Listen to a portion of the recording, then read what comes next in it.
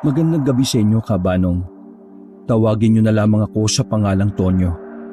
Ang ikukwento ko po sa inyo ay ang personal naming karanasan ng aking itay. Nakatira kami noon sa isang baryo ng Sorsogon. Kilala ang tatay ko sa baryo namin bilang isang magaling na albularyo. Totoo naman yon, dahil marami nang gumaling sa mga panggagamot ng tatay ko. May mga dumadayo pa nga sa baryo namin para lang magpagamot kay itay. Tonya, bukas ng umaga pupunta tayo sa malayong baryo. Kaya dapat matulog ka na ng maaga ngayon. Paalala sa akin ng tatay ko habang siya ay nagtatahi ng kanyang sombrero. Malayong baryo? Saan naman yun, tay? Tanong ko sa kanya at sandali ko munang iniwan ang isinusulat ko. Sa baryo ng San Miguel. Pupunta tayo doon para makipagkita doon sa kaibigan kong albularyo. May ibibigay siya sa akin na formula para yun sa gamot na inimbento ko. Gamot para sa yanggaw. Lalo ko naging interesado sa sinasabi ni tatay. Yanggaw? Ano po yung yanggaw, tay? Nakakamatay bang sakit yun? Tanong ko. Tinuwanan ako ng mahina ni tatay. Kahit kasi albularyo siya, marami talaga akong hindi nalalaman. Bukod kasi sa hindi siya nagkukwento sa akin ng madalas, hindi ko rin kasi talaga linya ang pag-aalbularyo. Kumbaga, interesado lang ako, pero wala akong balak na sumunod sa yapak niya. Mahilig lang talaga ako sa mga kwentong kakaiba. Ang yanggaw isang paraan ng mga aswang para gawing aswang din ang isang normal na tao. Karaniwang ginagawa nila ito sa pamamagitan ng pagkain o inumin. Hindi mo malalaman na niyayanggaw ka na kasi ang makikita mo lang sa pagkain isang normal na pagkain. Pero ang hindi mo alam, laman pala ng tao yon, na kapag kinain mo, lumapit ng bahagya si tatay sa akin. Magiging aswang ka na rin. Pagpapatuloy ni tatay. Medyo namanga ako sa sinabi ng tatay ko. Hindi ko inakala na may mga ganun palang taktika ang mga aswang. Ang akala ko lang kasi ay buntis lang ang punteriya nila. Kaya nga matulog ka na ng maaga kasi bukas ng umaga aalis na tayo. Pero kung ayaw mo namang sumama ayos lang. Kaya ko naman mag-isa. Ay, hindi po. Sasamahan kita, tay. Baka mayanggaw ka pa Sabi ko sa kanya ng pabiro. Matagal nang kinukwento sa akin ni tatay ang tungkol sa mga aswang. Ang sabi niya nung binata pa lang siya ay may mga nakasagupang araw siya. Mababangis daw ang mga aswang, lalong-lalo kung bilog ang buwan. Mapanlin lang din daw ang mga yon. O sige tay, matutulog na po ako. Maaga po akong gigising bukas. Ngumiti na lang ako kay tatay at saka pumunta na rin sa aking higaan. Kinabukasan, 4:00 pa lang ng madaling araw, nagising na ako. Nakahanda na pala si tatay nung mga sandaling yon. Hindi na ako naligo dahil masasayang lang ang oras namin. Sumakay kami ng tricycle pero huminto kami sa paanan ng bundok. Napabuntong hininga na lang ako kasi kailangan pala naming lakbayin ang bundok. Base kasi sa tatay ko, mas malapit daw ang daan doon. Alam mo, nung binata pa ako dito ko lagi dumadaan. May pagkakataon pa nga na nung umulan, nakakita ako ng tikbalang dito sa gubat na ito. Kwento sa akin ni itay. Ano po? Tikbalang? May tikbalang dito? Oo, pero hindi na natin yon makikita ngayon. Kasi ang mga tikbalang, sa oras na malaman nilang may nakakita sa kanila, lumilipat na sila kaagad ng lugar. Mailap sila sa mga tao. Tay, ano pong dahilan kung bakit hanggang ngayon hindi pa rin kayo tumitigil sa pag-aalbularyo? May kailangan pa po ba kayong gawin? Sandaling natahimik si tatay ng mga sandaling yon. Kahit na hindi ko maaninag ang kanyang mukha, naramdaman kong may lungkot sa kanya. May misyon pa ako sa mundo, anak. Sabi niya sa seryosong boses. Hindi ko na tinanong kung anong misyon na matagal na niyang sinasabi. Kahit kasi itanong ko, ay iiwas at iiwas lang siya sa sagot na gusto kong malaman. Lumipas ang halos 2 oras, ay sinikatan na rin kami ng araw. Natanaw na namin ang sinasabing baryo ni tatay. Ang baryo ng San Miguel. Mas maliit ang baryo na yon kumpara sa baryo namin. Bilisan na natin para mabilis din tayo makauwi. Wika ni tatay. Bago mag alas 7 ng umaga ay nakarating na rin kami sa San Miguel. Napahinto kami ni tatay sa bukana ng baryo nang meron siyang mapansin. Dali, sa likod ka lang anak. Sabi sa akin ni tatay. At dahan-dahan niyang dinukot ang kanyang itak. Bakit tay? May kalaban ba? Tonyo, masama ang kutob ko. Parang walang tao sa baryong ito. Maingat kaming naglakad ni tatay papasok sa baryo. Bawat madaanan naming bahay ay nakabukas ang pinto. Ngunit wala kaming makitang tao na naroon. Nung mga sandaling yon, inabot sa akin ni tatay ang isa pang itak na mas maliit.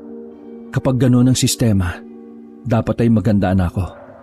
Dahil may posibilidad na merong paparating na peligro. Hindi ko alam kung bakit nawala mga tao rito.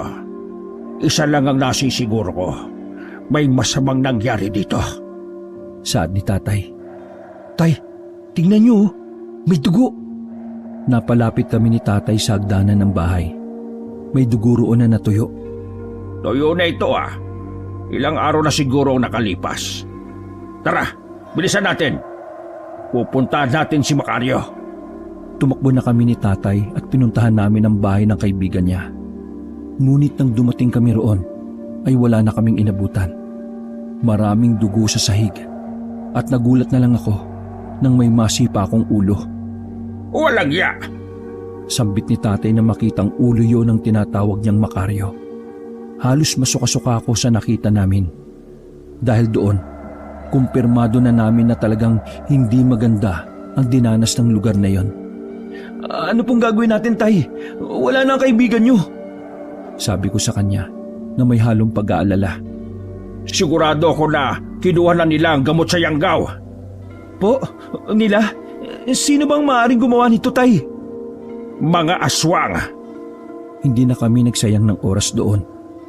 Nagdesisyon na kagad ang tatay ko na umuwi na lang kami. Tulala at balisa si tatay noong kinagabihan.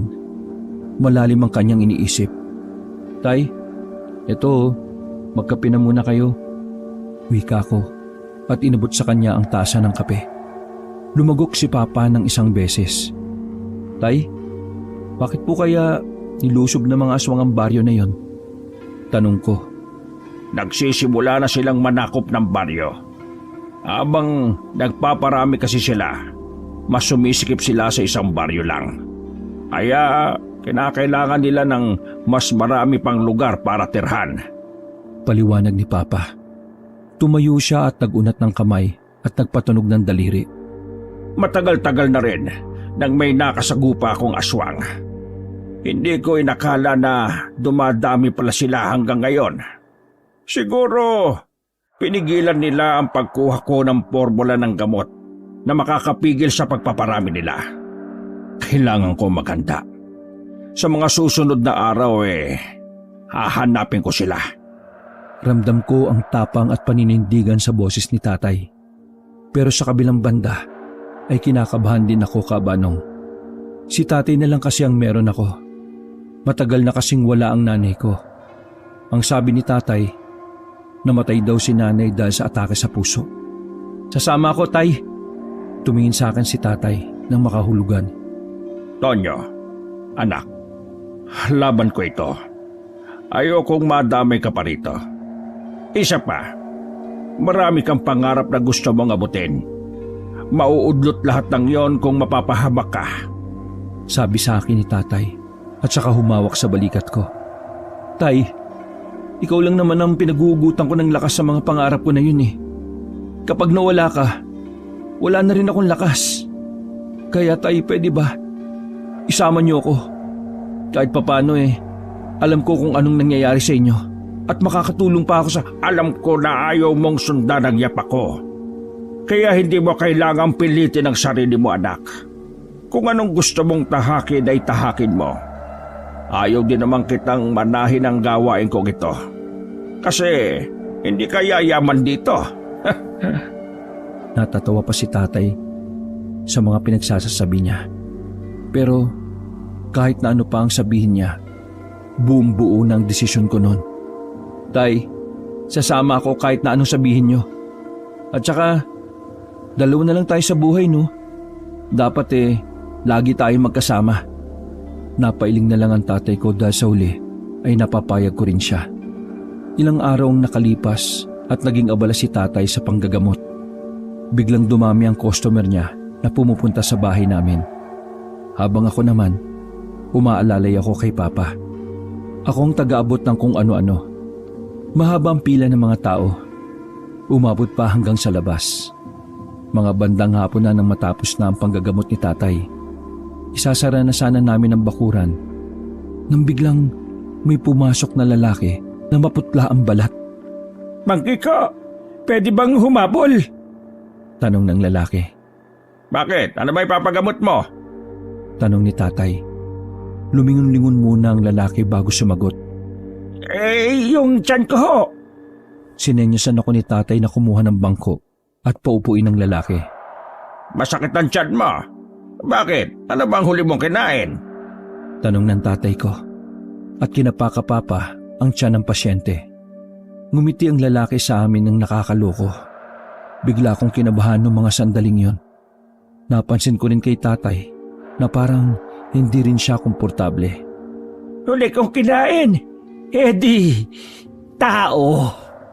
Pagsabing yun ng lalaki, ay agad na dinukot ni tatay ang langis sa kanyang bulsa. Malakas ang kulo ng langis dahil sobrang lapit sa amin ang aswang. At ang aswang na yun ay walang iba kundi ang lalaking kaharap namin. Dumistansya kami ng bahagya ni tatay. Hindi naman umabante ang lalaki at nakangiti lang yun sa amin. Anong kailangan mo? Tanong ni tatay. Wala naman akong kailangan. Pumunta lang ako rito para bantaan ka, Mang Kiko. Alam na ng mga kapwa ko aswang na ikaw ang katransaksyon ni Macario. Nasa panganib ang buhay mo. Maraming aswang ang nagkaka-interes sa'yo. Kaya mag-ingat ka. Tumatawa pang wika ng lalaki. Bakit naman ako makikinig sa'yo? Wala namang aswang ang mapagkakatiwalaan. Sarkastikong sagot ng tatay ko. Di wag kang maniwala. Buhay mo yan Basta ako, nagbigay na ako ng banta. Bahala ka na sa buhay mo kung makikinig ka o hindi. Sabi pa nito. Aswang ka, di ba? Bakit mo kami binibigyan ng babala? Di ba dapat hahayaan mo na lang kaming mamatay kung kailan man sila pupunta? Hindi na ako nakatiis at nagsalita na rin ako. Kung iniisip mong nag-aalala ko sa'yo, pues hindi. Binabayaran ko lang ang utang ng ama ko sa'yo, Mang Kiko. Anong utang ang pinagsasabi mo? Iniligtas mo ang tatay ko noon sa tiyak na kamatayan. Si Pedring, ama ko siya. Aswang siya. Naalala kong sinasabi ng lalaki. Magkasama kami ni tatay noon nang may naabutan kaming lalaking sugatan. Ginamot siya ng tatay ko kahit na wala kaming alam kung ano siya. Aswang si Pedring? Pagtataka ni tatay. Ay, bakit ba paulit-ulit ang matatanda? Inis na tugon ng lalaki. Ikaw lang ba mag-isa pumunta rito? Napansin kong maigpit na ang pagkakahawak ni tatay sa itak niyang nakaambang bunutin. Hindi mo na kailangang malaman, Mang Kiko. Tandaan mo, hindi lang buhay mo ang maaaring mawala. Kung nasaan ka, naroon ang gulo. Mas maraming mamamatay kung hindi ka aalis sa lugar na ito. Seryosong sabi pa ng lalaki at naglakad na rin yon palayo. Napabuntong hininga na lamang ang tatay ko. Pinagpapawisan ng malamig si tatay. Ramdam ko sa kanya ang kaba. Kahit ako rin ay nababahala kahit na hindi pa namin sigurado kung totoo ba ang sinasabi ng lalaki. Tonyo, anak, aalis tayo rito mamayang gabi. Sabi ni tatay. Po? Saan naman po tayo pupunta, tay? Bahala na. Basta't kailangan nating lisanin ang baryong ito bago pa tuluyang dumalaw dito ang mga aswang. Nung mga sandaling yon, kabanong, ay nag-impake na kagad kami ni tatay. Bago sumikat ang araw, ay umalis na kami ng baryo at hindi na namin alam kung saan kami pupunta. Hindi umayon sa amin ang panahon dahil habang naglalakbay kami, bigla namang bumuhos ang malakas na ulan. Wala kaming nagawa kundi sumilong sa ilalim ng puno.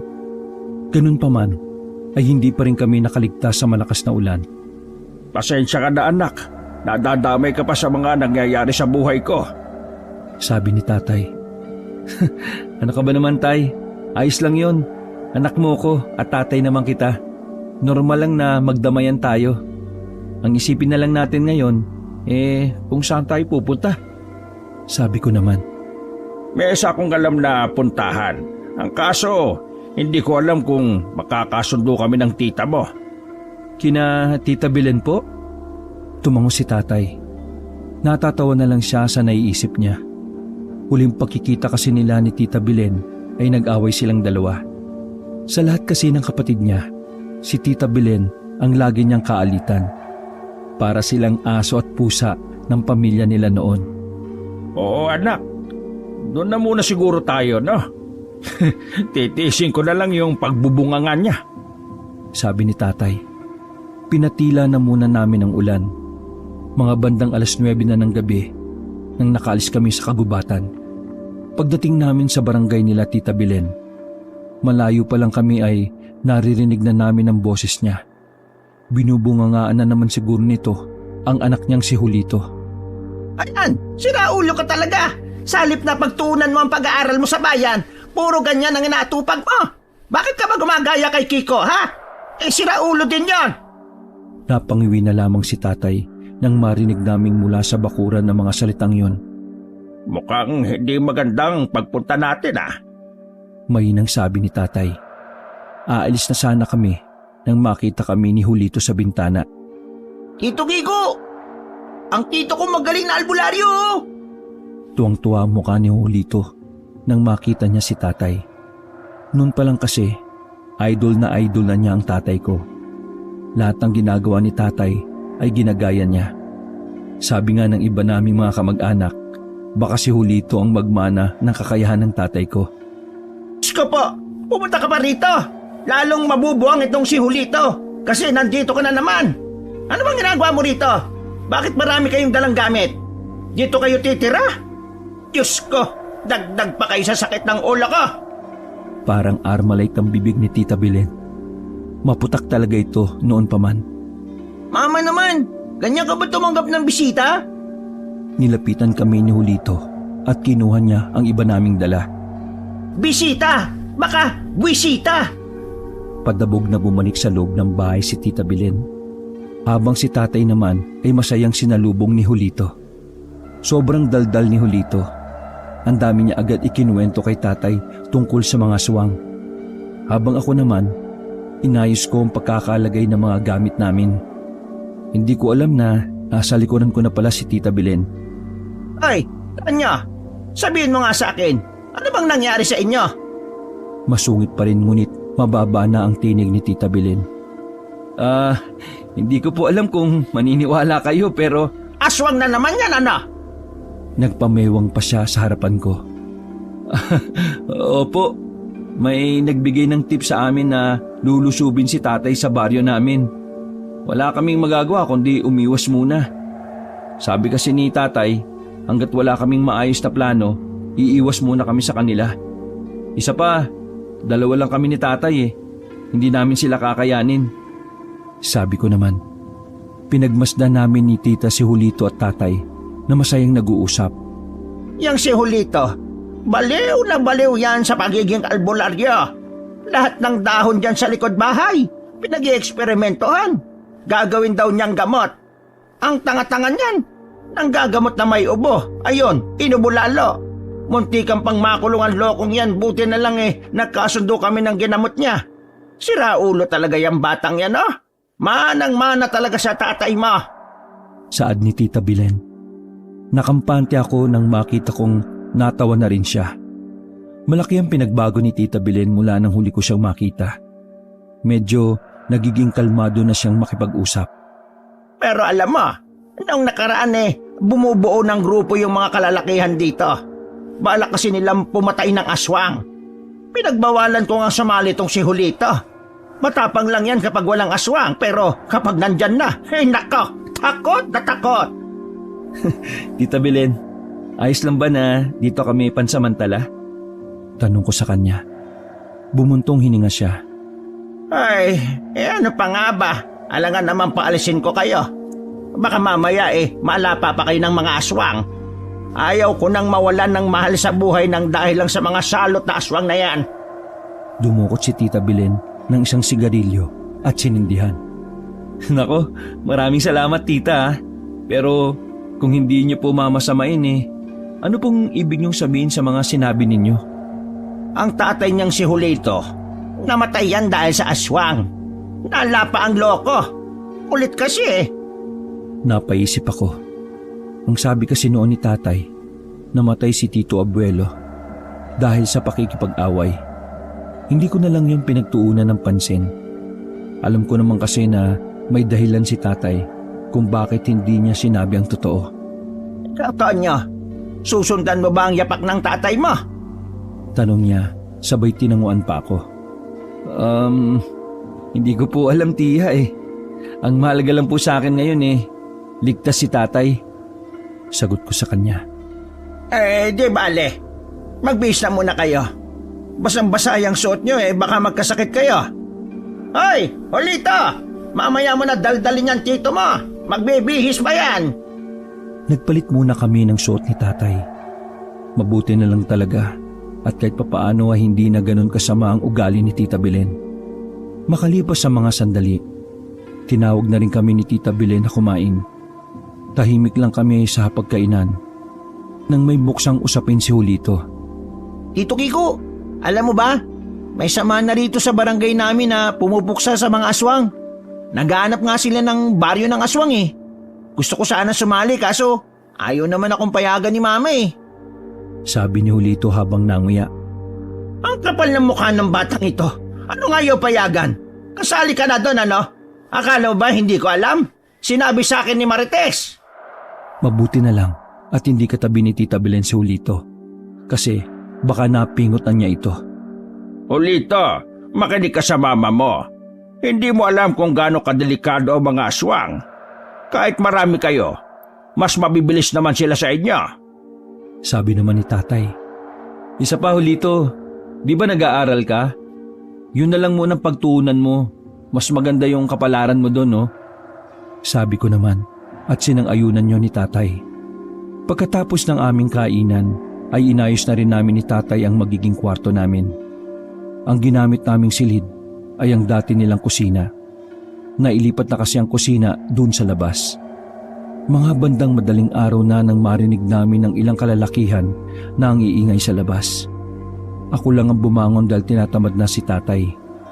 Lumabas ako ng silid. Naisipan kong sumunod sa mga yon dahil na rin sa kuryosidad. Habang sinusundan ko ang kalalakihan na may mga dalang itak, bigla namang lumitaw si Julito sa gilid ko. Pisti ka, ginulat mo ako. Tonyo, anong gagawin mo? Sasali ka Tanong ni Julito. Sasaling pinagsasabi mo. Hindi no, sinusundan ko lang sila. Teka, di ba kasali ka sa kanila? Di alam mo kung saan ang punta nila. Tanong ko. Pupunta sila sa kabilang gubat. Doon kasi pinaghihinalaan na may mga aswang na dumadaan Gusto mo sumama? Hindi ba tayo mapapahamak dyan? Baka mamaya pagalitan ka ni tita. Tumakas ka pa naman. Sabi ko nang may pag-aalala. Pero si Julito ay parang wala lang sa kanya. Mukhang sanay na siya sa bunganga ng nanay niya. Huwag ka matakot kay nanay. Akong bahala sa'yo. Ano ka ba naman? Hindi na tayo bata, no? Tara! Wala na akong nagawa ng akbayan na niya ako at sapilitang isinama. Sumabay kami sa mga kalalakihan na base nga kay Julito sa kabilang gubat ang punta. Hindi ko rin alam kung bakit ako sumama nun. Basta ang alam ko lang, bigla na lang akong naging interesado sa mga aswang. Makalipas ang ilang sandali, nakatawid na kami papuntang kabilang gubat. Bawat madilim na sulok ay sinusuri ng mga kasama namin. Sigurado ka ba na may mga aswang dito? Kanina pa tayo dito Baka mamaya may makakita sa atin. Isipin pa ng mga miyembro tayo ng kulto. Pabulong kong sabi kay Julito. Huwag kang mainip. Baka mamaya kapag nagpakita na yung aswang tumakbo ka naman. Sarkastiko niyang sabi. Medyo mayabang ang tono ng pananalita niya. Malayong malayo sa sinasabi ni tita na duwag si Julito. Nanahimik na ako ng mga sandaling yon. Hinayaan ko na lang sila sa mga gusto nilang gawin. Lumipas na yata noon ang halos kalahating oras nang biglang may marinig kaming malakas na hiyaw. Para itong boses ng paniki na umaalingaw-ngaw pa sa buong kagubatan. Mga kasama, nandito na ang aswang! Sigaw ng isa naming kasama. Napansin ko na dumikit na sa akin si Julito. Para siyang linta na grabe ang kapit sa braso ko. Di totoo nga yung sinabi ni Tita Belen, duwag ka. Sabi ko, at mas lalo pa siyang dumikit sa akin. Mga ilang sandali lang ay may nakita na kami sa ere ng malaking ibon. Malapad ang pakpak niya. Bagay na mas lalong nagbigay ng takot sa iba pa. Natawa na lang ako sa isip ko noon. Ang lalakas kasi ng loob na bumuo ng samahan, tapos marami palang duwag sa kanila. Isa na ron ang pinsang kong si Julito. Maganda kayo mga kasama.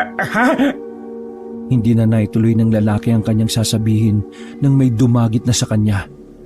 Mabuti na lang at sumabit yun sa sanga ng puno, kaya siya nabitiwan. Mga aswang! Yun! Aswang nga! Sigaw nila. Nataranta na ang lahat. Sa halip na labanan nila mga aswang, ay nagsitakbuhan sila. Habang kami naman ni Julito ay hindi makaalis.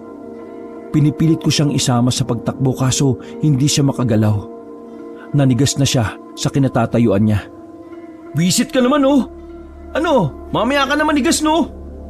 Sinampal ko ng malakas si Julito. Dahil sa ginawa ko ay natauhan siya. Ang kaso nga lang, nauna pa siyang tumakbo sa akin. Hinuwakan ko siya sa damit nang maabutan ko siya. Balak pa ng loko na iwanan ako. Habang tumatakbo kami ay tumitingin ako sa itaas. Bilog at maliwanag pala ang buwan, kaya buhay na buhay ang mga aswang. Huminto kami saglit sa puno ng kaimito nang mapansing wala nang nakasunod sa amin. Hawak-hawak ni Julito ang tuhod niya habang hingal na hingal. Wala na ba yung aswang? Takot pala yung mga yun Sabi ni Julito, nakala mo naman kung sinong matapang. Kaya mo pa bang tumakbo? Kailangan na natin makauwi kagad. Kailangan malaman ni tatay ang tungkol dito. Sabi ko kay Julito. Sapilitan ko siyang hinila sa kwelyo. Wala na akong pakialam kahit pa hinihingal siya. Uy! Teka, sandali! Nakauwi naman kami ng ligtas ng mga oras na yon. Mabuti na lang talaga at hindi nagising si Tita Belen. Nasa kasagsagan pa si tatay ng tulog pero ginising ko na kagad siya. Napabangon siya kagad nang marinig ang salitang aswang. Ano? Totoo ba yan? Tanong ni tatay. Opo, Tito! Totoo! Marami sila Pero natakot si Julito at nauna pa siyang tumakbo kaysa sa akin. Sabat ko naman. Ako lang ba tumakbo? Buwelta pa niya. Bumangon si tatay at saka napaisip. Marami pa rin palang aswang dito. Ibig sabihin, hindi pa rin tayo ligtas. Sabi ni tatay. May naisip pa akong paraan, Tito. Napatingin kaming dalawa ni tatay kay Julito. At ano naman paraan yan? Tanong ko. Napansin ko kasi na marami sila. Hindi natin kakayanin kung konti lang tayo. Paano kung magpakilala ka sa mga tao dito na albularyo ka, tapos tipunin mo ang lahat ng gustong pumuksa sa mga aswang? Sa madaling sabi, ikaw ang magiging pinuno namin, Tito Kiko. Napalakpak pa si Julito. Inawat ko siya kaagad dahil baka magising ang nanay niyang dragon. Maganda ang naisip ni Julito, kabanong. Pero ang problema na lang namin ni tatay ay kung magtitiwala sa amin ng mga taga roon. Lalo na't dayo lang naman kami sa lugar na yon. Kinabukasan, habang wala si Tita Belen, ay pinagplanuhan naming tatlo kung paano makakagawa ng bagong samahan. Tutal, makakakilala mo naman yon, Julito. Ikaw na lang ang magkwento sa kanila tungkol sa kung ano si tatay. Mas maniniwala sila sa'yo, no? Pagkatapos mong gawin yan, magtipon-tipon tayo para alamin yung opinyon ng bawat isa. Sabi ko sa kanya. Yun lang pala eh. Magaling yata ako makihalubilo, no? Tugon at ngumunguya pa ng tinapay. Mga iho, seryosohin niyo ang bagay na ito. Buhay natin ang nakataya rito at gagawin natin ito para sa kapakanan ng mga tao. Sa ngayon, hindi maaaring malaman ng mga aswang na nandito ako. Hindi natin sigurado na baka sila rin ng mga aswang na naghahanap sa akin. Kaya kayo, mag-iingat din kayo, ha? Paliwanag sa amin ni tatay. Dumating ang hapon at sinimulan na rin ni Julito ang pinaggagawa namin sa kanya. Marami-rami siyang nakausap at halos lahat ng yon ay pumayag na sumama. Pumunta kami sa kagubatan para doon kausapin ang mga tao. Pagdating namin doon ay may nakaabang na pala sila sa amin. Parang nanunukso ang mga tingin nila. Pero hindi na lang namin pinansin kahit ang iba ay natatawa. Pakinig ang lahat. Narito ang isang tao na makakatulong sa atin para puksain ang mga aswang. Ang tito ko. Magaling siyang albularyo. Marami na siyang nalalaman tungkol sa mga aswang. Kaya malaki ang may tutulong niya sa atin. Sino rito ang sang-ayon na siya ang manguna sa grupo natin? Taas ang kamay. Tanong ni Julito sa mga kalugar niya. Nagbulong-bulungan ng mga yon. Tila lahat ay nagdududa sa kakayahan ni tatay. Wala ni isa sa kanila ang nagtaas ng kamay. Ano kami magtitiwala dyan sa tito mo, Julito? Mukha namang basang sisiw. Parang una pa yatang tatakbo yan eh. Nagtawanan ng malakas sa mga naroon. Uy, Jopet! Manahimik ka nga. Daldal mo, di ka naman tuli. Magpatuli ka muna bago mo questionin ang tito ko. Buwelta naman ni Julito. Tila napahiya ang lalaki kaya nanahimik na lamang ito sa gilid. Hinarap sila ng tatay ko. Pinakita ni tatay ang mga gamit niya sa panggagamot. Pati na rin ang mga ginagamit niya dati kapag may nakakasagupa siyang aswang. Makinig kayo. Halos 2 dekada na akong albularyo. Binata pa lang ako eto na ang ginagawa ko. Sa maniwala kayo sa hindi, marami na akong nakakaharap na aswang. Marami na rin akong napapatay ngunit noon pa yon. Kasi kasama ko pa ang mga kapwa ko albularyo. Ngayon, hindi lingid sa kaalaman ninyo na may aswang sa kabilang gubat. Anumang oras ay maaari silang tumawid dito at guluhin ang inyong barangay. Wala silang pinipili. Kahit na anong oras, wala silang pakialam. Kailangan natin kumilos para protektahan ang mga mahal natin sa buhay. Kailan kayo kikilos? Kapag nandito na sila? Naiintindihan ko na hindi kayo nagtitiwala sa isang dayo na katulad ko. Pero sana'y maisip nyo rin na hindi ito ang panahon para sa pakikipagtaasa ng ihi. Kung gusto nyong mailigtas kayo, maniwala kayo sa akin. Aatake sila kapag wala tayong ginawa. Saad ni tatay.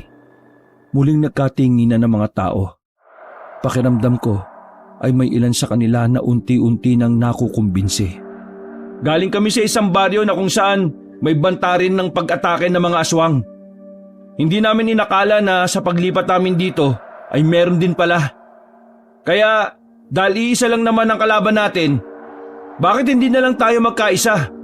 Total, pare-pareho lang naman tayong galit sa mga salot na katulad nila. Sabi ko naman at napapatango na rin ang iba. Ngayon, gusto naming malaman kung sino sa inyong sasama. Umabante lang dito sa harapan, oh. Sabi pa ni Julito na nakapatong pa sa putol na puno. Isa-isang naglakad pa harap ang mga lalaki. Napangiti na lang kami ng tatay ko. Sa mga posibilidad kasing pag-atake ng mga aswang, siguradong kakailanganin talaga namin ang maraming bilang. Hoy, Japet! Sigurado ko ba na sasama ka? Patiin nga ang tuy-tuy mo. Bawal subot dito, ha? Pagpunahan ni Julito sa lalaki, sinenyasan ko na lang si Julito para tumigil na siya sa pagsasalita. Ngayon, maliwanag na lahat tayo ay gusto ng kapayapaan. Mamayang gabi kaagad pag natapos na ang mga plano, pupunta tayo sa kabilang gubat at hahanapin natin ang baryo ng mga aswang. Sigaw ng tatay ko. Nagiyawan naman ang mga kasama namin bilang pagsang-ayon. Napapir na lang sa akin si tatay. Naging matagumpay ang pakikipagsanib puwersa namin. Umuwi kaming masaya sa bahay, kaso nga lang, naroon na pala si Tita Belen. Nakapamewang ito at kulang na lang ay magtagpo na ang 2 kilay dahil sa pagkakasalubong nito. At saan na naman kayo galing? Hapon na, bakit ngayon lang kayo umuwi? Napadikit na lang kami ni Julito kay tatay. Ay, dyan lang naman. Alam mo na, hinahanapan ko ng babae itong 2. Pagdadahilan na lang ni tatay. Ay Kiko, bata pa lang tayo eh. Hindi ka na magaling magsinungaling. Lokohin mo yung sanggol, wag ako. Alam kong mga aswang-aswang na naman ang inaatupag ninyo, na. Ikaw, Julito, malapit na ang pasukan. Bakit ka nang inaasikaso mo, ha? Nagulat na lang si Julito na may hawak na palang patpat ang nanay niya. Mabilis na lumapat ang patpat sa braso ng lalaki kaya ito napatakbo kagad papasok. Belen naman, malaki na ang anak mo. Hindi mo na dapat siya tinatrato na parang bata. Sabi ni tatay. Anong gusto mo? Sumama sa samahan na yon? Sumama sa'yo? Sa paglaban mo sa mga aswang? Ano kung mamatay din yan gaya ng tatay niya? Gaya ng asawa mo? May magagawa ka ba? Sabi ni Tita Belen. Medyo mataas ang boses niya kaya nagtitinginan ng mga napapadaan. Sa sinabing yun ni Tita Belen ay nahalata kong tila ayaw ng pag-usapan ni tatay ang bagay na yon. Ramdam ko ang lungkot sa kanyang mukha. Tay, tama ba'y narinig ko? Pinatay ng mga aswang si nanay? Tanong ko kay tatay. Naguguluhan ako ng mga oras na yung kabanong. Buong buhay ko kasi, ang alam ko ay inatake lang si mama sa puso. Hindi makapagsalita ang tatay ko noon. Nakita ko na lang na parang may luhang natulo sa mga mata niya. Tonyo, nagsinungaling ang tatay mo sa'yo. Ang nanay mo ay kasamang namatay ng asawa ko. Magkakasama lang kasi kami noong gabi na nasa batis kami. Wala ron ang tatay mo kasi naghanap ng panggatong. May 2 aswang na umatake sa amin habang naliligo kami. Unang inatake ang nanay mo. Sinunod naman ang asawa ko. Wala na akong nagawa kundi tumakbo. Mamamatay rin ako kung hindi ako aalis. Etong tatay mo, hindi mahanap kaya umuwi na lang ako. Tonyo, kaya hanggang ngayon, albularyo pa rin ang tatay mo dahil gusto niyang ipaghiganti ang nanay mo. Saad ni tita sa akin. Parang gusto kong maiyak sa mga nalalaman ko ng mga sandaling yon. Tatay, totoo po ba'y sinasabi ni Tita Belen? Tumango si tatay at nahihiyang nag-angat ng tingin sa akin. Tama. Tama ang mga narinig mo, anak. Pero bakit ka nagsinungaling sa akin, tay? Medyo nanginginig na ang tinig ko ng mga sandaling yon. Dahil ayaw kong sundan mo ang yapak ko para ipagiganti ang mama mo sa oras na mabigo akong gawin yon. Natatakot ako na baka kapag kinamuhian mo ang mga aswang, doon mo na lamang ituon ang buhay mo. Paliwanag ni tatay. Bumuntong hininga na lamang ako. May punto naman ang sinasabi niya. Pero hindi ko maintindihan dahil sumama pa rin ang loob ko. Pakiramdam ko maraming mga bagay ang hindi ko nagawa dahil sa kapirasong katotohanan na hindi ko kagad naalaman. Patawarin mo ako, anak. Yun lang ang alam kong paraan para protektahan ka sa mga aswang. Dagdag pa ni tatay. Hindi na ako nakapagsalita dahil sa mga nalaman ko. Nabuhay ang galit ko sa mga aswang. Tay, handa na ako mamayang gabi. Hindi ako papayag na wala tayong mapapatay na aswang. Madin kong sabi at saka pumasok na rin sa loob ng bakuran. Hindi mawala sa isip ko ang sandaling yon. Nabuhayan ako ng loob. Ang pagiganti ang siyang nagpapalakas sa akin. Habang naghahasa ako ng itak, nilapitan ako ni Julito. Narinig niya kasi ang mga napag-usapan namin.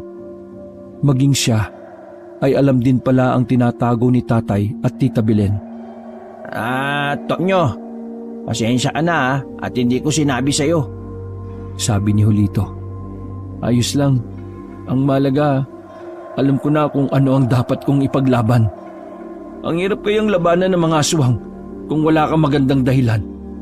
Pabiro ko na lang nasagot. Tinapik niya ako sa balikat. Alam mo, Tonyo, pareho lang tayo ng gustong ipaglaban eh. Gusto kong bigyan rin ng hustisya ang pagpatay ng mga aswang sa papa ko. Oo, duwag ako. Pero tatapaangan ko para sa kanya. Ibang hulito ang nakikita ko. Kahit papaano, may kwenta rin pala ang sinasabi niya. Kaya dapat manalo tayo sa laban mamaya. Hindi ko alam kung anong mangyayari sa atin pero sana walang mawala sa ating tatlo. Bumuntong hininga na lang ako. Lumipas sa mga sandali, Kabanong. Umalis na rin kami ng bahay. Wala nang nagawa si Tita Belen. Hindi niya napigilan si Julito nang idahilan nito ang ama. Dala-dala na namin ang lahat ng magagamit namin sakaling makasagupa namin ng aswang. Handa na ba kayo? Tanong ni Tatay. Handa na kami, Tay.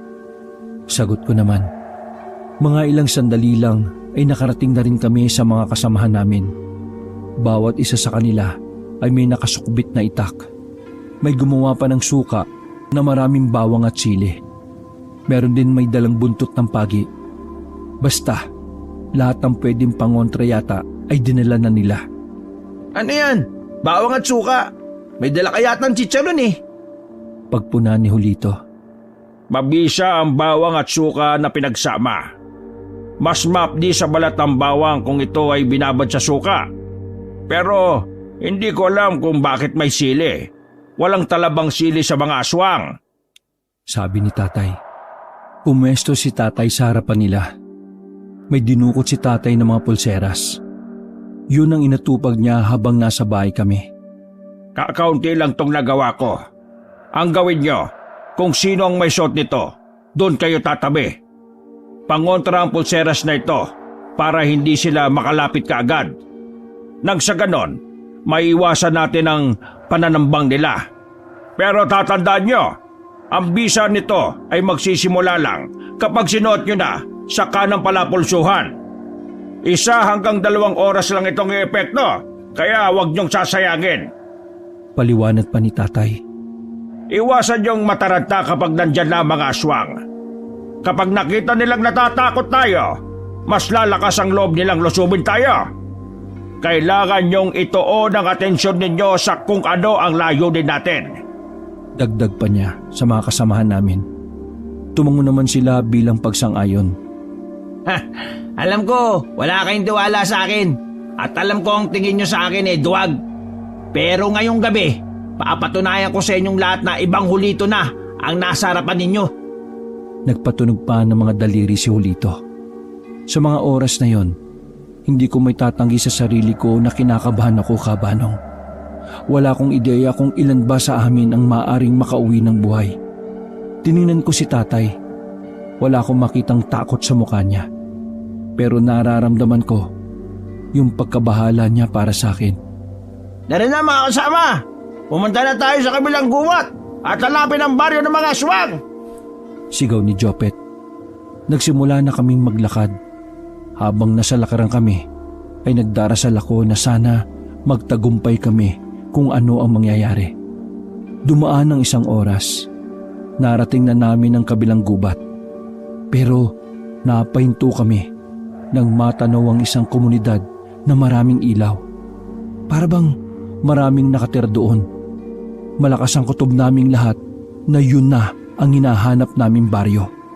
Sabi ng matatanda dati, may misteryoso daw na baryo dito sa gubat na ito. Wala raw nakakalapit doon. Palagay ko, yan na yun. Sabi ni Julito. Sigurado ka ba na baryo ng mga aswang yan? Tanong ko naman. Baryo ng mga aswang ang baryong yan. Sabi naman ni Tatay. At inilawan niya ang kanyang langis na nung mga sandaling yon, Kabanong, ay bahagyang kumukulo.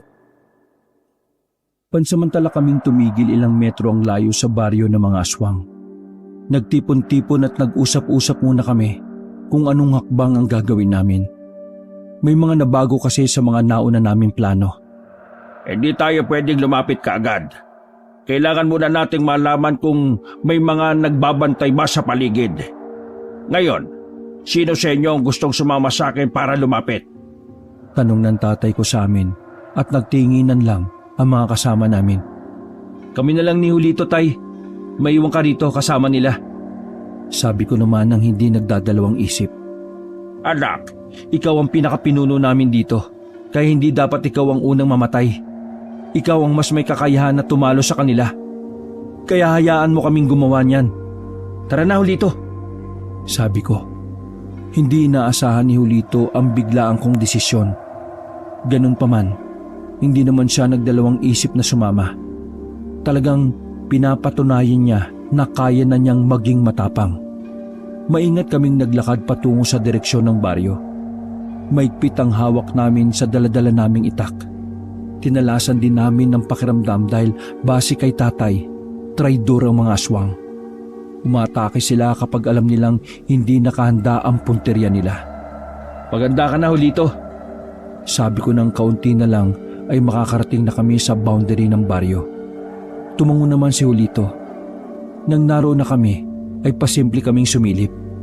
Maliwanag doon dahil maraming sulo sa bawat gilid. Nakita namin ang mga taong nandun. Mukha naman silang mga normal. Ang hindi lang yata normal ng mga sandaling yon ay ang pagiging abala nilang lahat sa 10 oras ng gabi. Nagmasid-masid kami sa paligid. Palihim naming inikot ang paligid ng baryo. Siguradong tumagal din kami ng halos kalahating oras. Nahirapan kasi kami dahil may mga taga roon ang padaan-daan. Nakabalik kami ng maayos kina tatay, dala ang bagong stratehiya na alam ko. Tay, dito tayo sa kaliwa pwedeng dumaan. Sa bandang kanan kasi, may mga dumadaan doon. Madali tayo makikita doon, lalo pat marami tayo. Meron silang dinadaos na okasyon. Hindi ko alam kung ano, pero pwede natin gamitin yon para bigla silang atakihin. Yung mga may dalang pana, paulanan sila ng palaso. Sana asintado kayo para walang masayang. Yung dinala nyo namang gaas, ibubuhos natin yan paikot sa baryo nila. Pagkatapos nun, pwede na tayong lumusob. Kailangan mabawasan muna natin ang bilang nila bago natin pasukin ang baryo nila. Paliwanag ko sa kanila. Bagamat kinakabahan, ay sang-ayon pa rin naman ang iba sa sinabi ko. Sinenyasan na ni tatay ang mga kasama namin. Ako at si Julito ang nanguna sa pagbubuhos ng gaas. Habang ang iba naming kasama na may pana ay kanya-kanya ng pumwesto at umasinta. Habang nagbubuhos kami ng gaas, napansin namin na parang naaamoy yun ng ibang naroroon. Kaya hindi na kami nagsayang ng oras. Binilisan namin ang pagbubuhos. Mga ilang sandali lang, hinudyatan na ni tatay ang mga kasamahan namin. Nagpaulan sila ng palaso. Marami sa mga nagsasayawang aswang ang tinamaan. Nagulat ako kasi asintado pala ang mga kasama kong yun. Yung mga kasama ni Jopet ay umikot sa kabila. Nag-abang sila sa mga maaaring makalabas ng baryo. ngayon na! Sigaw ni tatay sa aming dalawa ni Julito. Agad kong sinindyahan ng posporo at hinagi sa gilid. Mabilis na lumiyab ang paligid at gumapang ito sa palibot ng baryo. Happy Fiesta! Sigaw ni Julito. Dahil sa ginawa namin yon, ay nagsigawan ng mga aswang. May mga nagliparan papunta sa kinaroroonan namin. Pero dahil nakapwesto ng maayos sa mga kasama ko, agad nilang pinagtatataga ang mga yon.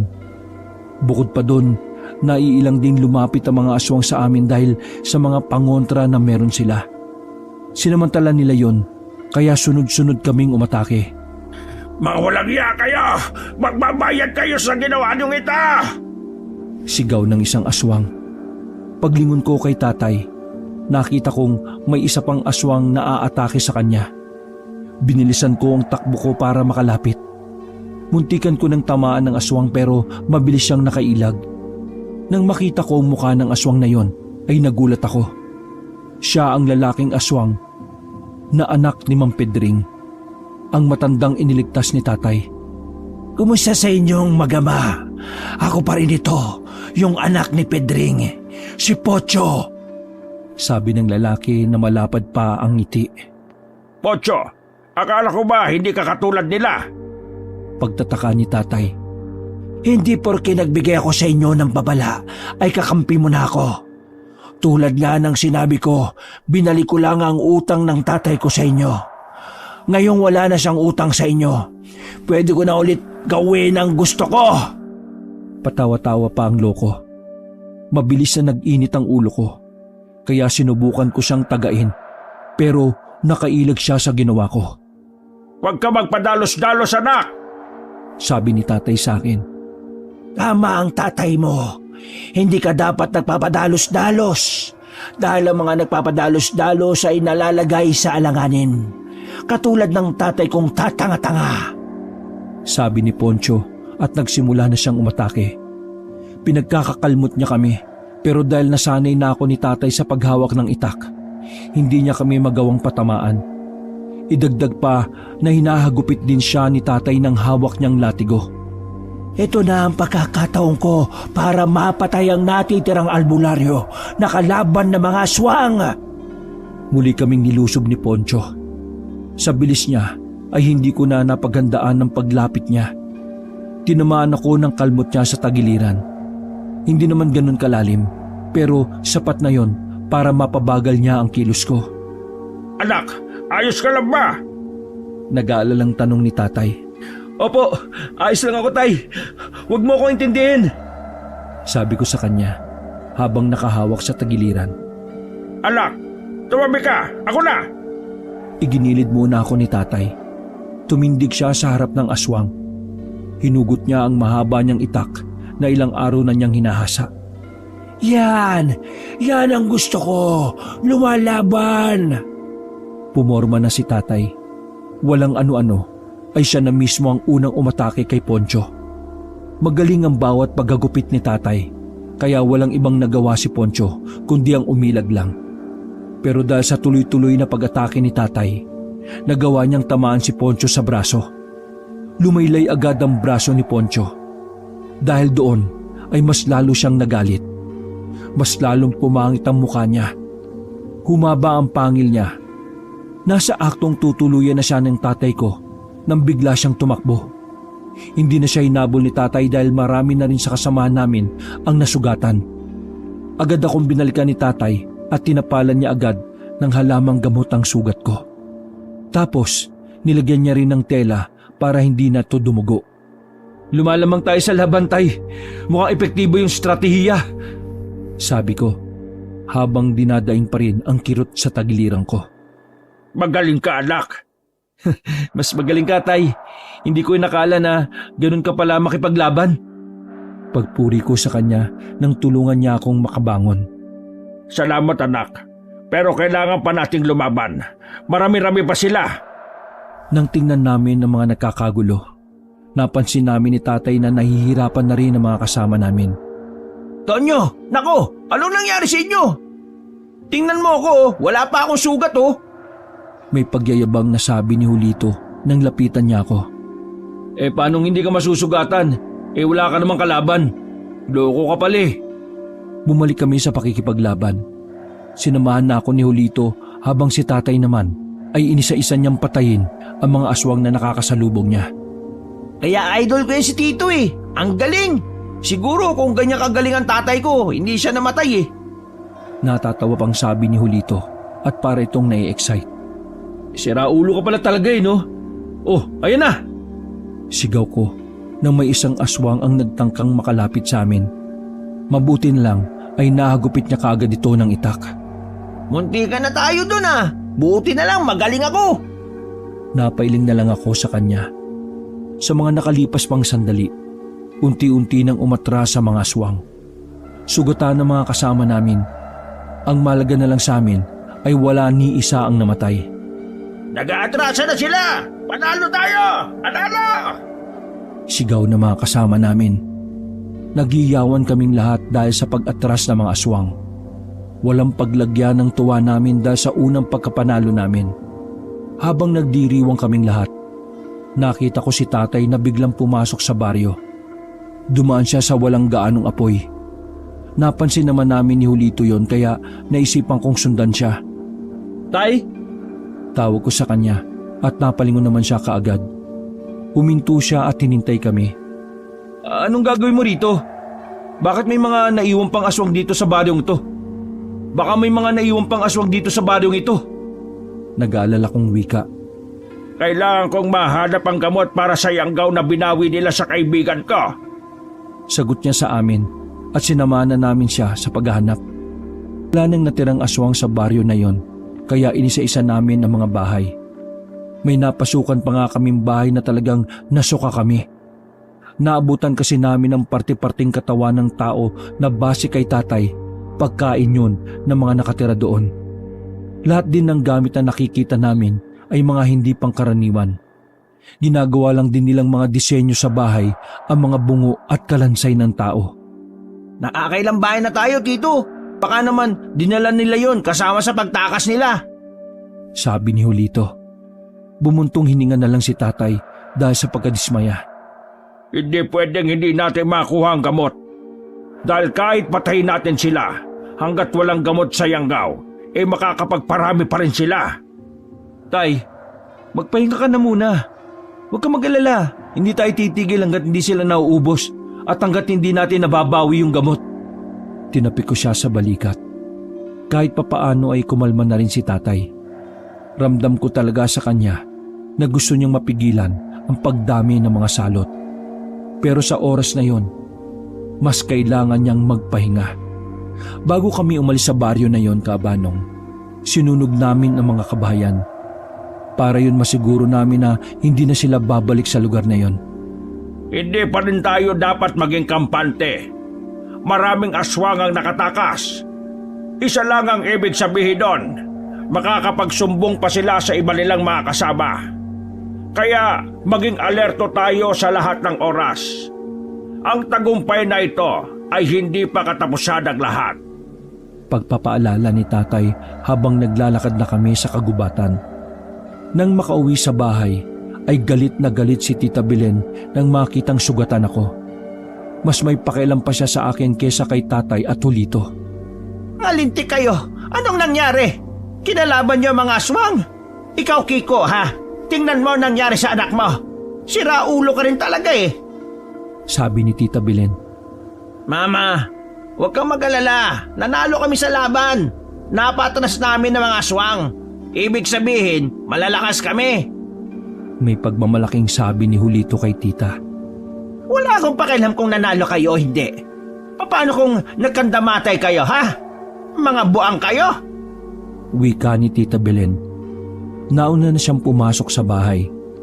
Natawa na lang kami nila tatay. Kinaumagahan, nagising kami dahil sa masarap na amoy na nanggagaling sa labas ng kusina. Pagbangon namin ay nagluluto na pala si Tita Belen ng agahan namin. Naabutan namin si Tita Belen na kausap ang tsismosa sa labas ng bakuran. Napatigil kami ni tatay nang marinig namin ang salitang aswang. Oo, Mari. Kawawa nga yun eh. Lasug-lasug ang katawan niya. Ang sabi ng mga kamag-anak niya, aswang daw ang pumatay. Di ba, kaninang madaling araw, sabi nila, nanalo sila sa laban ng aswang. Nako, baka ginantihan sila. Wika ng kausap ni Tita Belen. Nagkatinginan kami ni tatay. Medyo naalarma kami at nawala ang antok namin. Noong mga sandaling yon, batid namin na gumawa agad ng paraan ng ibang aswang na makatakas para gumanti. Anak, magsisimula na ulit ang laban. Hindi sila titigil hanggat hindi sila nakakabawi. Sabi ni tatay. Maya-maya lang ay may dumating na kasamahan namin. Tarantang-taranta ang kanyang muka. Mang Kiko! May natagpuan na naman bangkay yung mga kasama natin! Pinatay sila ng aswang! Gumaganti na sila, Mang Kiko! Anong gagawin natin? Napalunok na lang ako ng laway, Kabanong, dahil sa kaba na muli na namang dumaloy sa aking sistema. Muli naming tinipon ng samahan para sa paghanda. Dahil sa iba naming kasamahang na biktima ng mga aswang, mas lalo kaming naging aligaga. Maganda kayong lahat. Mamayang gabi, may malaking posibilidad na pumunta na ang mga aswang dito. ipapatikim nila sa atin ang kanilang pagiganti. Lahat ay maging alerto. Hindi natin alam na baka ito na ang huling pagkakataon na makikita natin ang isa't isa. Wika ni tatay sa mga kasamahan namin noong hapon. Mang Kiko, bakit ganun? Di ba dapat takot na sila sa atin? Bakit parang mas lalo sila tumatapang kung kailan sila kumukonti? Oo nga, anong gagawin natin ngayon? Mamamatay na ba tayo lahat, Mang Kiko? Sabi ko na nga ba dapat hindi na ako sumama rito. Mapapahamak pa yung pamilya ko. Sari-sari ang opinyon ng mga kasama namin. Karamihan sa kanila ay parang nawawala na sa katinoan dahil sa labis na pangamba. May iba rin na kumalas na. Kumalma kayo. Hindi nakakatulong ang mga ganyang kaisipan sa mga ganitong sitwasyon.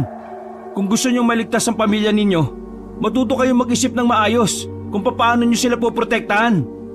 Sabi ko naman, at saka lang sila natahimik. Tama si Tonyo. Nasa mga kamay natin ang kapakanan ng lahat. Kung walang lalaban sa mga aswang, sinong lalaban para sa mga pamilya natin? Tingnan nyo nga siya sariwa pa ang sugat niyan. Pero nandito siya ngayon sa harapan natin na handang lumaban. Huwag niyong itago sa puwet ninyo mga bayag ninyo. Madiin at may kataasan ng pagkakasabi ni Julito. Malaki ang nabawas natin sa bilang ng mga aswang. Pero dahil kaya nila magparami sa loob ng ilang oras, malulugi talaga tayo pagdating sa bilang. Kaya ngayon, ang tanging nating magagawa ay maghanda tayo. Ngayon, tatanungin ko kayo, sino ang mga gusto pa rin sumama? Tanong ni tatay sa kanila. Marami pa rin namang nagtaasan ng kamay. Halos karamihan ay natauhan sa mga sinabi namin.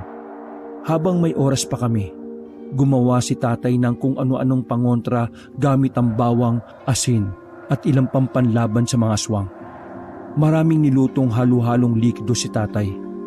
Kalat na rin sa baryo namin noon na may paparating ng panganib. Kaya noong mga sandaling yon, kakaunti lang ang makikitang tao sa labas. Lahat ay natatakot at mas piniling manatili na lang sa kanilang bahay. Tay, ano pa ba mga kakailanganin nating gawin? Tanong ko sa kanya habang abala siya sa hinahalo niya sa malaking kawa. Nakahanda naman na ang lahat ng tao natin. Oras na lang ang hinihintay ng lahat. Siguro, ang gusto ko na lang na gawin nyo ay dalhin nyo ni Julito si Tita Belen nyo sa ligtas na lugar. Mamaya siguradong may mangyayaring patayan. Wika ni tatay. Hindi na ako nagsayang ng oras. Kahit ayaw pa ni Tita Belen nung una, ay wala siyang nagawa. Pwersahan namin siyang dinala sa kakilala nila sa kabilang baryo na malapit lang naman. Julito, Tonyo, kayong mga buwang kayo. Huwag kayong mamamatay ha. Mga bata pa kayo. Lalo ka na, Julito. Ikaw na lang ang meron akong hilayupak ka. Kapag ikaw namatay, kakausapin ko si San Pedro para hindi ka makapasok sa langit walang hiya ka. Humayos kayo. Sabi sa amin ni Tita Belen nang matid na namin siya. Si Tito, hindi mo ba kakamustahin? Natatawang sabi ni Julito. Kung mamamatay siya, mas maganda para makapagpahinga na. Pero kung kaya pa mabuhay, kayong na ang bahala. Sige na, umalis na kayo at malapit na ang gabi. Sabi pa ni Tita Belen. Mama, babalik akong buhay. Hindi ko sasayangin ang binigay niyong tiwala. Niyakap pa ni Tonyo ang nanay niya. Nakaramdam ako ng inggit pero hindi ko na lang yon inisip. Nang makabalik kami sa baryo, ay abala pa rin si tatay. Hindi pa niya tapos sa mga pangontra na ginagawa niya. May 1 oras na lang kami bago tuluyang kumagat ang dilim. Sobrang kinakabahan ako noon, Kabanong. 1 buong baryo ng mga aswang ang kakalabanin namin. 1 albularyo lang ang kasama namin at lahat na kami ay simpleng tao lang.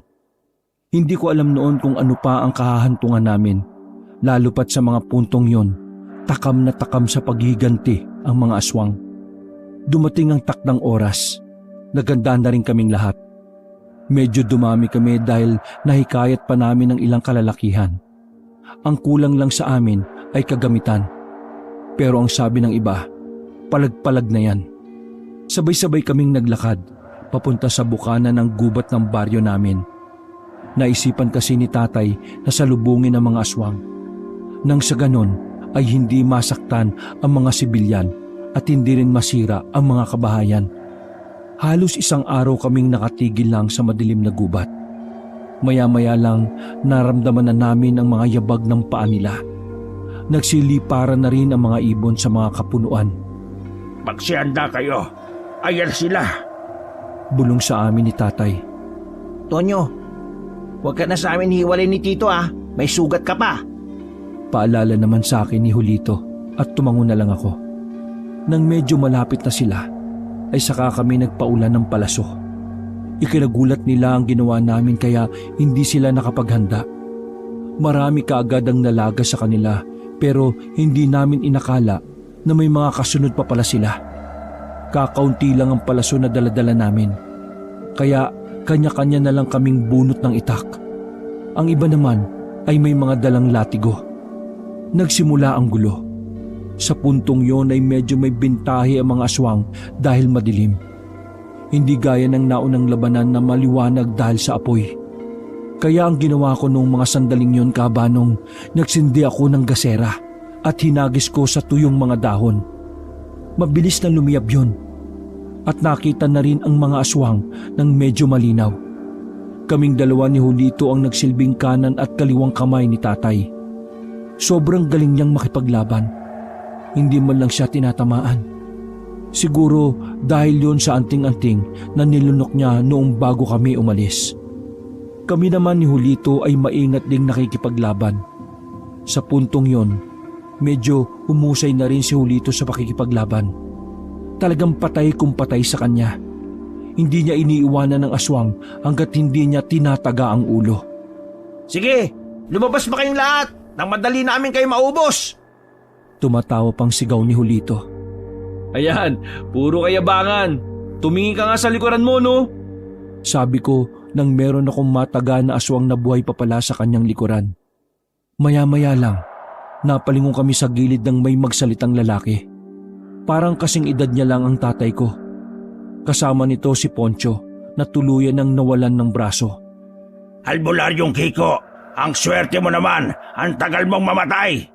Ikaw ba ang leader ng mga salot na ito? Tanong ng tatay ko. Ang galing mong manghula, kaya gusto kitang patayin Kasi marami kang alam. Poncho! Bigla na lang lumusob si Poncho sa hudyat ng lalaki. Walang ano-ano, hinato siya ng tatay ko ng itak sa liig. Gumulong ang ulo ni Poncho. Ikinagulat yun ng leader ng mga aswang. Hindi niyo ako madadala sa sindak. Binata pa lang ako'y pumapatay na ako ng aswang. Kung gusto niyo akong matakot, dalhin niyo ako sa impyerno! Si tatay naman ang lumusob, habang kami naman ay nakabantay lang sa maaring umatake sa kanya na iba. Gumapang pataas ng puno ang leader ng mga aswang. Halatang natakot siya sa kung papaano makipaglaban ng tatay ko. Kahit anong gawin mo, hindi mo mapipigilan ng pagdami namin. Hindi mo na makukuha ang gamot sa Yanggaw. Hinding-hindi! Sabi ng lalaki, sabay halakak. Napatigil lang siya sa kakatawa nang batuin siya ni tatay ng maliit na palakol. Tumarak yon sa balikat niya kaya nalaglag din siya. Dali-daling tumayo ang aswang at nagsimulang magbago ng anyo. Ang dami mong daldal! Wala ka naman palang binatbat kay Tito Idol ko Pangasar ni Julito. Tumingin lang ang aswang na yon sa amin. Mga ilang sandali lang, bigla na lang siyang gumapang paalis. Sinundan agad namin siya. Sa kakatakbo namin ay hindi namin namalayan na napalayo na pala kami sa mga kasamahan namin. Paghawak ko rin sa sugat ko ay dumudugo na naman siya. Nakakaramdam na rin ako ng kaunting kirot. Tumigil lang kami nang umakyat sa mataas na puno ang leader ng mga aswang. Maganda kayo! Traidor ang isang ito!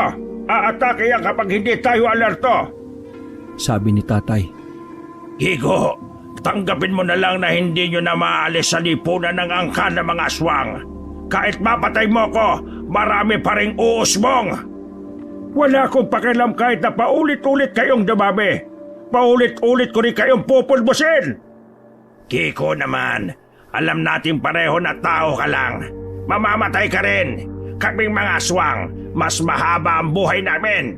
Kapag nawala ka, wala ka na rin kwenta. Wala na kaming kalaban. Parang nababaliw ang aswang na yon habang tumatawa sa tuktok ng puno. Ang dami mong sinasabi! Bakit hindi ka na lang bumaba dyan at kalabanin mo ako? Sigaw ni tatay. Nararamdaman ko na nauubos na ang pasensya niya. Kinuha ni tatay ang pana ni Julito. May isa pang natitirang palaso. Kung gusto mo akong patayin, dito tayo sa taas. Mas magandang mamatay sa itaas para malapit sa tinatawag niyong Diyos. Halika dito! Laban na! Ha? Naudlot ang sasabihin ng aswang na yon nang bitiwan na ni tatay ang palaso. Kahit madilim at maraming nakaharang na dahon at sanga, nagawa ni tatay na hulaan ang eksaktong kinalalagyan ng aswang. Agad namin siyang nilapitan nang nasa lapag na siya. Hindi na makabangon ang aswang dahil sa laso na nakalagay din sa palaso. Bago ka mamatay, sabihin mo sa akin kung nasa ng gamot para sa yanggaw. Sabi ni tatay at tinutukan niya ng itak ang aswang sa liig. Gigo, patayin mo na lang ako, pero hindi ako magsasalita. Hindi ko ilalagay sa alanganin ang kinabukasan ng mga sisibol na aswang. Binibigyan kita ng pagkakataon na mabuhay kung sasabihin mo sa akin kung nasaan yung gamot para sa yanggaw. Nanggigigil na si tatay sa kanya. Tinawanan niya si tatay kahit na dumudura na siya ng dugo. Pasensya ka na, kaibigan, pero wala kang mapapala sa akin. Patayin mo na ako kasi alam mo, ako ang pumatay sa asawa mo. Humagikik pa yon. Dahil sa sobrang galit, hindi na nakontrol ng tatay ko ang kanyang sarili. Tinaga niya na sa liig ang aswang. Humiwalay kaagad ang ulo nito sa liig. Hindi pa nakontento si tatay, pinagtatataga niya rin ang katawan hanggang sa magkandalasog-lasog ito. Kami na lang ang umawat sa kanya. Nayak na lang si tatay dahil pakiramdam niya kahit napatay na niya ang leader ng mga aswang ay hindi pa rin siya nananalo. Ganun pa man, kinuha namin ang ulo ng leader ng aswang. Binalikan namin ang mga kasama namin na patuloy pa rin lumalaban. Tingnan niyo to mga aswang! Patay na ang leader ninyo! Sigaw ko sa mga natitirang aswang at itinaas ko ang ulo ng leader nila. Nagulat sila sa kanilang nakita at dali-dali silang gumapang paalis. Nabulyo ng iba pa naming kasama at napatay din naman sila. Tay, nanalo tayo. Saludo ko sa inyo, Tay. Sabi ko at niyakap ko siya ng saglit. Ang galing mo, Tito Idol! Isa kang alamat! Sabi naman ni Julito. Ngumiti na lang si tatay. Mula nang matapos ang labanan na yon kaabanong ay wala nang nagpakitang aswang sa Sorsogon. Pero dahil hindi namin nabawi ang gamot sa yanggaw, dumami pa rin ang mga aswang sa ibang mga probinsya na gaya na lang sa Aklan at Guimaras. Lumipas ang maraming mga taon. Tumanda na rin ang tatay ko. Gusto ko sanang sumunod sa yapak niya pero mas pinili niya si Julito. Ayaw kasi ni tatay na sundan ko ang kapalaran na peligroso. Natanggap ko naman yon. Ibang landas ang tinaha ko habang si Julito naman, siya na ang kinikilalang bagong albularyo ng probinsya namin. Masayang pumanaw si tatay. Iniwan niya ang mundong ito na dala-dala ang kagitingan na ginawa niya para sa mga kababayan niya. Sa pagkawala ni tatay, natutunan ko ang isang bagay. Mas madaling malulutas ang mga problema kung magtutulungan ang bawat isa. Wakas. Magandang gabi sa inyo, kabanong.